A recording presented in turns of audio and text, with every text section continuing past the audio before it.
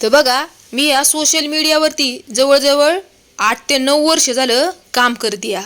बऱ्याच जणांचा व्हिडिओ पण बघते, पण मी कधीही कुणाला चुकीचं कमेंट करत नाही. जर मला एखाद्याचा व्हिडिओ नाही ना पटलं तर मी त्यांना ब्लॉक करून टाकते, पण कधीच चुकीचं बोलत नाही किंवा चुकीचं कमेंट करत नाही. पण ह्या जी बायका आहेत ना, हे काय अशा कमेंट करतात या, तर ह्यांनी फक्त आयडिया कशासाठी खोललेल्या असतात, लोकांच्या चुक्या दाखवण्यासाठी. बरं मी म्हणते, नको ते उद्योग कोण यांना करायला सांगतं या.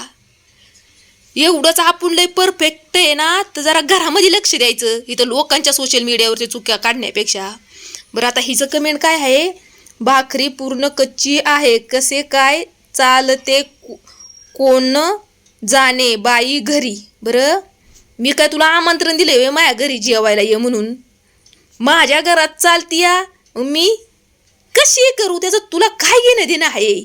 आणि बाई तुझ्या माहितीसाठी सांगते, स्वयंपाकात माझा हात कुणीही धरू शकत नाही, कारण स्वयंपाक माझा एवढा परफेक्ट असतो.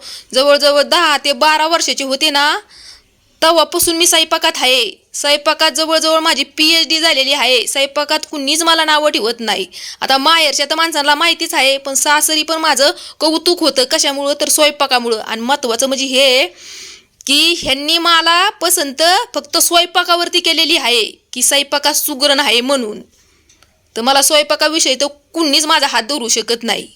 आता तुला तुझ्यासारख्या बायकांना काय सांगून फायदा आहे? ज्यांना आपल्या हातचं रोज खायचं आहे ना, त्यांना माहिती आहे.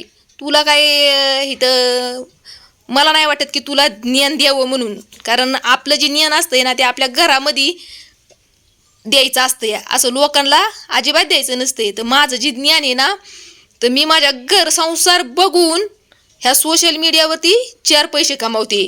तेवढं ज्ञान आहे माझ्यापाशी. तुझं ज्ञान कसं आहे, लोकांच्या चुक्या काढण्याचं. तर मला वाटतंय तुला तुझ्या कमेंटचा रिप्लाय भेटलेला असणार आहे. तर चला आता दुसरं एक कमेंट तुम्हाला दाखवते.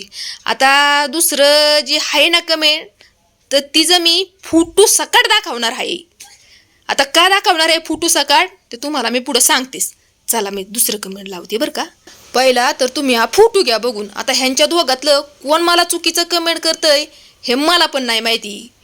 तर ही दोघं जण मला नवरा बायको वाटतात, पण ह्यांच्यातलं मूर्ख मला कोण आहे हेच मला काय कळाना. आता जे कमेंट करत असेल ते पक्कच मूर्ख वाटतंय मला.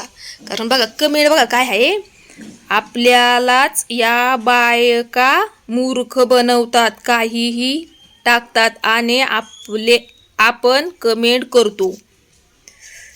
तर मला पहिलं तर तुला हे सांगायचंय, तू मूर्खपणा येतीस कशाला? काय गरज आहे दुसऱ्यांचा पण टाइम वेस्ट घालवायचा आणि स्वतःचा टाइम वेस्ट घालवायचा?